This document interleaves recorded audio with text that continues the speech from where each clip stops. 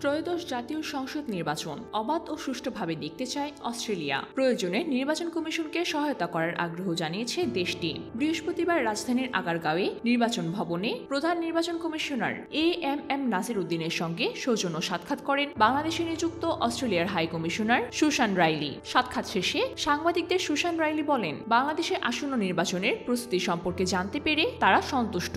Australia চায় এই নির্বাচন যেন অবাধ, সুষ্ঠু ও গ্রহণযোগ্য হয়। তিনি বলেন, নির্বাচন কমিশনের সঙ্গে তাদের ফলপ্রসূ আলোচনা হয়েছে এবং কমিশনের প্রয়োজনীয়তার ক্ষেত্রে সহায়তা দিতে অস্ট্রেলিয়া প্রস্তুত। এর আগে জাতিসংঘ সহ বিভিন্ন আন্তর্জাতিক সংস্থা ও দেশের কূটনীতিকরা সুষ্ঠু নির্বাচনের তাগিদ দিয়েছেন। জাতিসংঘ উন্নয়ন কর্মসূচি ইউএনডিপি ইতিমধ্যে নির্বাচন কমিশনকে নির্বাচনী উপকরণ সরবরাহের মাধ্যমে সহায়তা শুরু করেছে।